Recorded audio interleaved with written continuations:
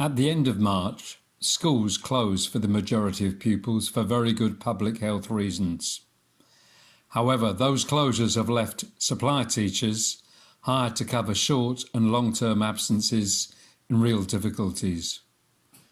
Most of their work has ceased, and therefore their incomes are seriously threatened. Action now is urgently required. This presentation explains what action can be taken to protect incomes, drawing largely on the advice from the government's coronavirus job retention scheme, but also on supplementary advice from the NEU, the National Education Union. This advice covers 4 different groups of supplied staff. Firstly, those who have been working for private agencies on a day-to-day basis. Secondly, those on a long-term agency assignment. Third, those staff employed directly on a long-term assignment. And lastly, those staff employed directly by schools and local authorities, but also on a day-to-day supply basis. The advice for staff who have been working on a day-to-day basis for agencies is that they should receive furlough pay through their agency and without any further delay.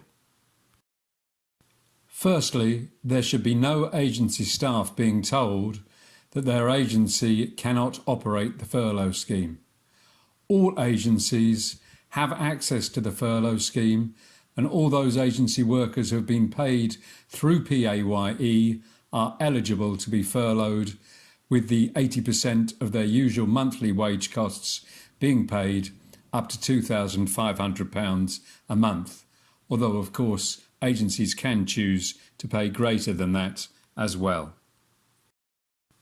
Secondly, there are clear regulations about which staff are eligible to be furloughed, but the important date is that the online service that agencies will need to claim the money will be available from the 20th of April 2020.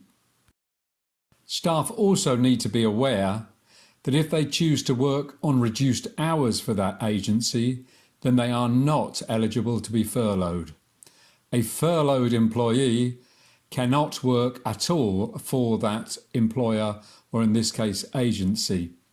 However, you can be furloughed in one job but continue to work for another employer that you have not been furloughed by. Agencies, or in some cases umbrella companies, those that operate the PAYE, should already have been discussing with staff and agreeing the furlough, and also making sure that the pay calculations have been discussed and agreed between them, so that everybody knows on what basis the furlough pay is being claimed. We are aware, of course, that there are some agencies that are still delaying on this, and also some agencies and particular umbrella companies that are using calculations that members do not agree. In those cases, members should urgently contact their union for further advice.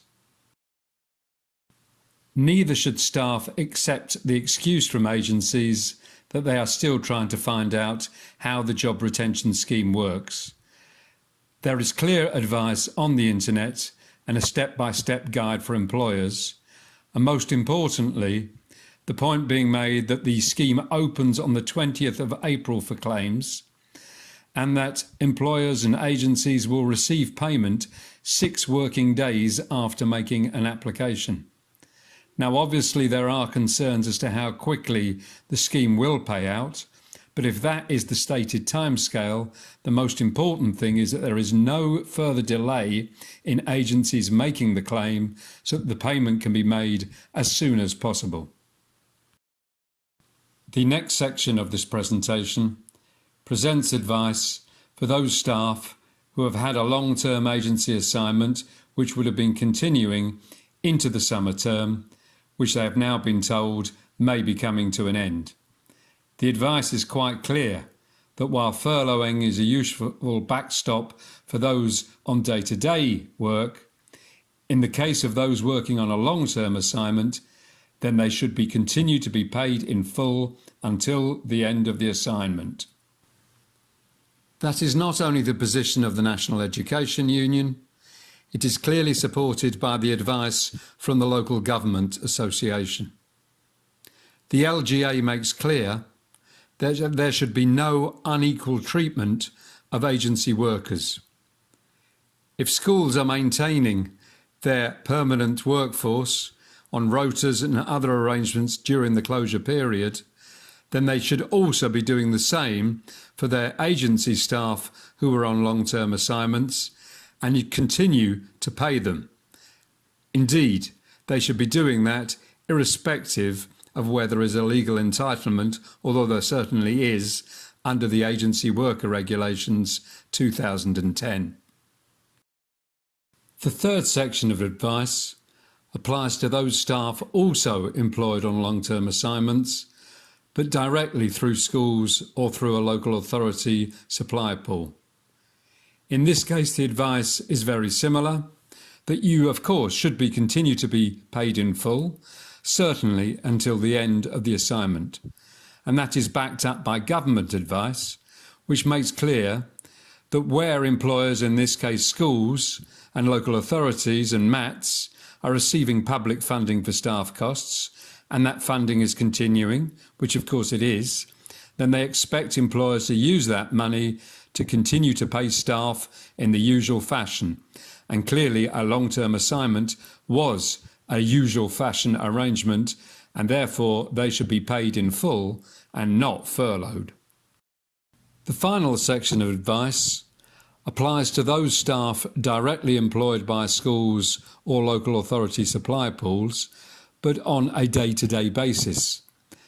And these staff have actually been having the greatest difficulties because some local authorities have been interpreting the government advice to say that they are unable to furlough staff.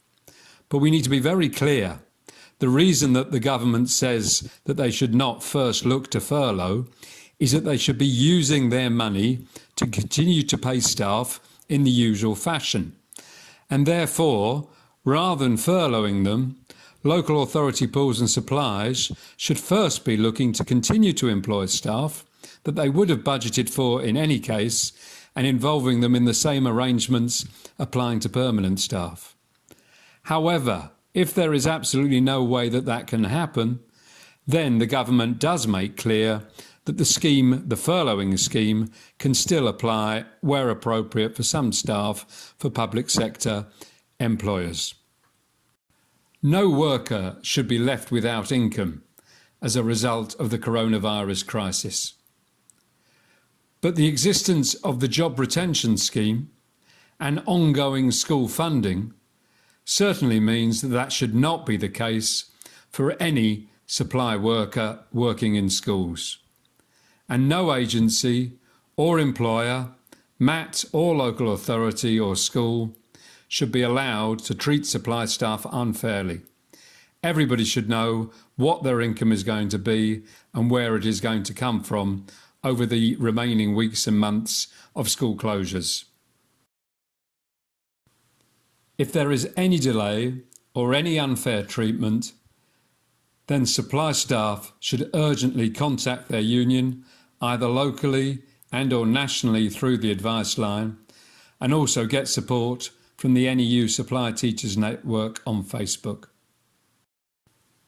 The union must use all its contacts with HR departments, local councillors and officers and MPs to make sure that no employer, MAT, local authority or school acts contrary to the advice within this presentation. Similarly, we must make sure that we name and tackle agencies that fail to operate as they should be. They work in a competitive market. Those that act badly will be remembered by staff, schools and the union.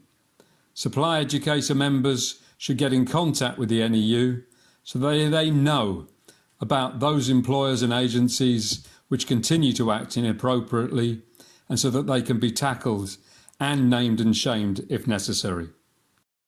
Finally, if you do not believe that you've been getting the advice that you require, get in touch with the NEU Supply Network and we will do what we can to assist you in getting the support that you require.